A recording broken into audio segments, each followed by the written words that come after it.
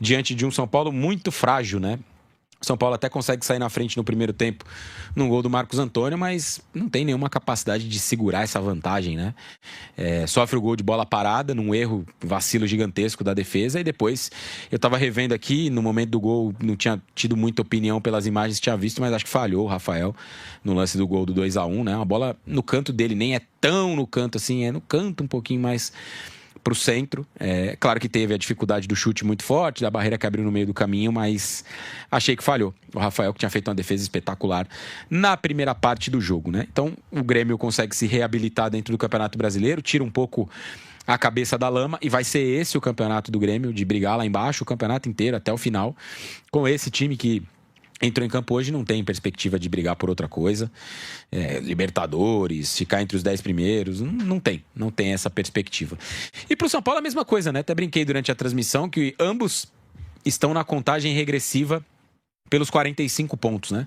Os dois estão ali somando ponto a ponto para ver quanto falta para chegar aos 45, que é aquele número mágico para permanecer na primeira divisão, né? Hoje o Grêmio conseguiu somar mais 3 e o São Paulo, mais uma vez, sai derrotado, PH. Desde abril, né? Fim de abril, São Paulo não ganha um jogo por uma competição nacional. Aquela vitória contra o Mirassol em Campinas, né? Que é uma das outras coisas do São Paulo. Um São Paulo itinerante, né? Que não joga na sua casa. Jogou aquele jogo contra o Mirassol em Campinas, jogou contra o Bahia em Bragança, contra o Atlético Paranaense em Bragança, e tem aí no futuro próximo mais jogos que serão feitos fora de casa, né? Como mandante, mas fora da sua casa. É o combo de um clube que vive o pior momento da sua história. É um combo. Torcedor do São Paulo, respira fundo, porque a situação ficou muito mais grave do que parece. O São Paulo perdeu de novo, chegou a 8 jogos sem vencer no Campeonato Brasileiro e agora a pergunta que ninguém queria fazer começa a ganhar força. Será que o tricolor realmente corre risco de rebaixamento? O pior não é apenas perder. É olhar para o banco, olhar para o elenco e perceber que, neste momento, o São Paulo parece não ter forças para reagir. E enquanto a diretoria enfrenta problemas financeiros, jogadores deixam o clube por salários atrasados e Dorival tenta encontrar uma solução, o calendário vai passando e os 45 pontos parecem cada vez mais distantes. Mas existe um detalhe nessa crise que pode explicar por que o São Paulo chegou a esse ponto. E é justamente sobre isso que vamos falar agora. Muito complicado, muito complexo do São Paulo, mas Daniel Lian, para além das questões extracampo, o São Paulo tem um problema muito grave para o jogo de hoje, principalmente também, para o decorrer da temporada, porque se a gente for analisar o que entrou no segundo tempo de opção, porque o São Paulo vencia o jogo, aí tomou a virada, e aí o Dorival teve que quebrar a cabeça para colocar alguém no banco de reservas. Gente, Bobadilha, Cauli, André Silva, Vitor Sá e o Gustavinho também entrou. Gustavo Santana, assim, gente. Aí do resto tinha no banco de reservas o Coronel, Aurélio Buta, Sabino, Iago Borducci, Domingos Duarte, TT e Newton. É um elenco muito pobre, muito fraco, muito frágil. Então, assim, o São Paulo, claro, ele almeja um título de Sul-Americana porque é um campeonato que, lógico, o São Paulo tem que entrar para ganhar porque é um clube gigantesco. Almeja também pela questão financeira, porque o São Paulo precisa de dinheiro. Mas o São Paulo, neste momento, ele tem que parar, deixar de lado, sem dúvida alguma, a Copa Sul-Americana para tentar chegar aos 45 pontos o quanto antes, porque com este elenco que o São Paulo tem, o São Paulo vai até a 38ª rodada brigando para não cair, Daniel Lian. O elenco muito fragilizado aí da equipe do São Paulo, como você bem ressaltou, né? E olha que hoje ainda algumas peças novas aí que chegaram ao clube depois do transferban. São Paulo, lembrando que estava com o transferban até poucos dias e aí conseguiu se livrar do transferban e contratou aí algumas peças. Então, o Igor já estava à disposição ali no banco de reservas. O Bobadilha não jogou contra a equipe do Flamengo, né? Estava lesionado, aquela coisa toda depois da Copa. Voltou hoje, entrou no segundo tempo.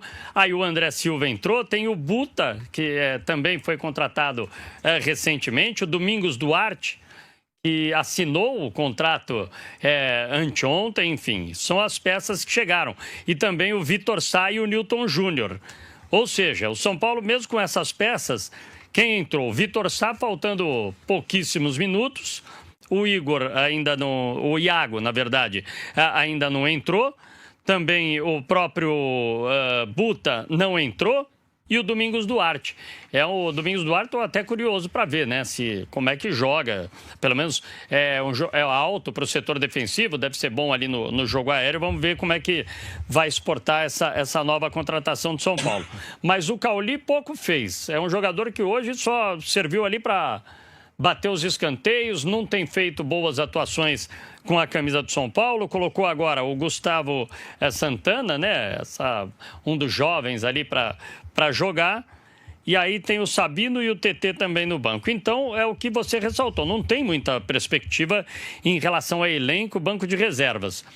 Pro São Paulino, claro que seria o melhor dos mundos, seguir avançando aí na Copa Sul-Americana e, quem sabe, fazer 45 pontos no Brasileiro para se livrar do rebaixamento. Só que está tendo muita dificuldade para pontuar no Brasileiro. São Paulo não vence há 7 partidas, agora 8 partidas, enfim. Precisa virar essa chavinha e tentar pontuar no Campeonato Brasileiro para se afastar o mais rápido possível da zona do rebaixamento e chegar a esses 45 pontos, que é o considerado número mágico para você sair da zona da degola. Pois é, Raí Monteiro, você acha que passa principalmente por conta dessa montagem do elenco de São Paulo, que é um clube que anda passando por dificuldades extracampo com relação ao presidente, teve mudança de presidente, teve outras questões envolvendo dirigentes do São Paulo, tem problemas financeiros, a gente lembra bem, o São Paulo é um clube que recentemente sofreu transfer ban por não pagamento de dívida de jogador, né? Por conta de uma parcela do Marcos Antônio. E agora também, meu caro Raí Monteiro, para além dessa questão do elenco, o São Paulo ele vive um momento que ele não consegue, parece uma areia movediça, né? Ele não consegue sair nesse momento negativo no Campeonato Brasileiro. Empate contra o Bahia, derrota para o Corinthians, derrota para o Fluminense, empate com o Botafogo, derrota pro Remo, pro Atlético Paranaense, empate com o Flamengo e agora pro Grêmio. São 8 partidas, cara. 8 partidas seguidas nesse Campeonato Brasileiro. Então, para além dessa questão do Campeonato Brasileiro ser ruim do São Paulo, a perspectiva do torcedor de olhar para o banco de reservas e ver o que entrou hoje também deixa o torcedor com o pé atrás para saber se ele vai, de fato, sair dessa situação no Campeonato Brasileiro, Raí. E acho que além disso, PH, é a perspectiva, assim, olhando para o futebol jogado, né? Eu, muito honestamente, não acho que o elenco de São Paulo seja essa coisa tenebrosa ou o 11 inicial, né? O 11 inicial acho que é um bom time.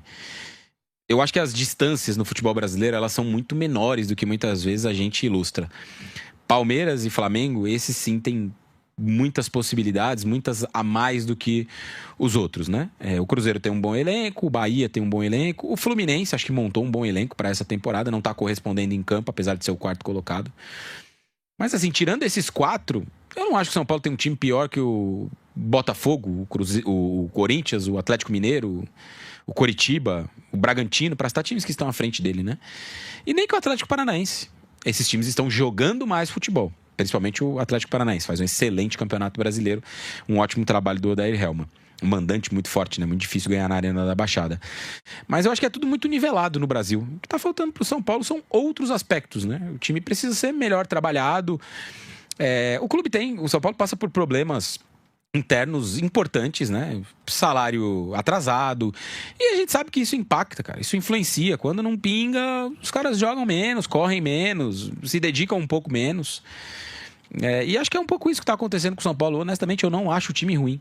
Não acho. O 11 inicial, com todos os jogadores à disposição, o 11 inicial que o São Paulo tem, eu não acho ruim. O Rafael é um goleiro ok para o futebol brasileiro. O Lucas Ramon e o Wendel são laterais oks. O Osório é um bom prospecto de zagueiro, né? Menino da base. O Arboleda, com todas as maluquices e loucuras que ele vive, ele é um bom zagueiro, né? É um cara que há 10 anos joga no São Paulo e mantendo mais ou menos ali um bom nível. O meio-campo, Danielzinho, Marcos Antônio e Bobadilha, cara, não acho o meio-campo horroroso. Era o meio-campo que era incensado por muita gente quando era líder do Campeonato Brasileiro, ou vice-líder, enfim, que era uma briga que não era condizente com a realidade do São Paulo. O São Paulo não brigaria para ser campeão. E a gente falou isso aqui largamente no microfone da Jovem Pan, muitas e muitas vezes, né? Que não ia brigar, tal. E tá aí, né? Não tá de fato brigando. Mas, assim, Luciano e Calleri é uma boa dupla de ataque. O Calleri tem 8 gols, 7, né? Que o gol de hoje não valeu. 7 gols no Campeonato Brasileiro. Eles não são tops. Tá muito assim. Não são da primeira prateleira do futebol brasileiro. Não são jogadores de Flamengo, de Palmeiras.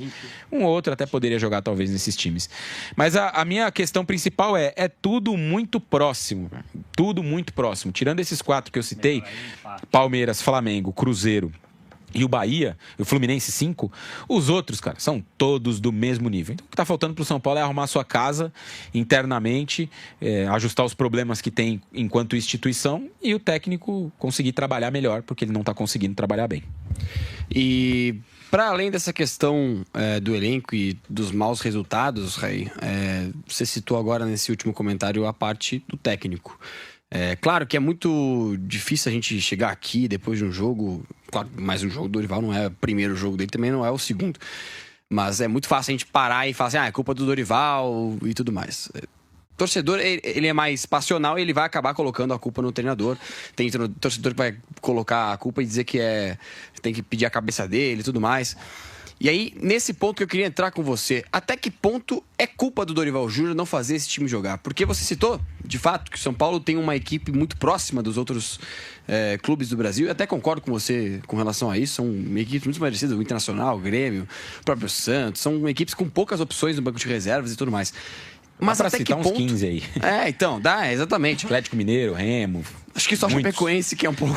Exatamente. É o Remo também. Então, sim. Mas até que ponto passa pelo Dorival Júnior essa fase negativa e até que ponto o Dorival também consegue extrair alguma coisa positiva desse time?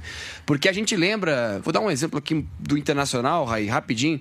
Internacional com o Roger Machado fez um bom trabalho durante um ano. Chegou um determinado momento que não saía mais nada. E é claro, depois de um ano. Então você deu tempo ao treinador, ele trabalhou com os jogadores e tudo mais, etc. O Dorival tem pouco tempo com o São Paulo. Você acha que, dando tempo para o Dorival, nesse decorrer do Campeonato Brasileiro, o São Paulo consegue sair dessa luta contra o Z4 ou também passa pelo trabalho do Dorival Júnior essa fase negativa e essa luta contra o Z4? Eu acho que ele tem a parcela dele, mas honestamente para mim é a menor em todos os responsáveis aí por essa fase ruim do São Paulo. Minha diretoria 70%, o elenco 20% e o Dorival 10%. Para mim, se fosse dividir em porcentagens, aí seria mais ou menos isso, né? São 7 jogos do Dorival na frente do São Paulo. O São Paulo vai trocar de técnico de novo? O Dorival já é o 3º técnico do São Paulo nessa temporada. E se decidir mandar o Dorival embora, vai contratar quem? Quem, diante do cenário de caos total que o São Paulo vive enquanto instituição, vai conseguir recuperar esse time? Com um salário atrasado, com isso, aquilo atrasado, com o jogador indo embora. São Paulo perdeu 2 jogadores que eram titulares do time por conta de salário atrasado, o Alan Franco e o Enzo Dias.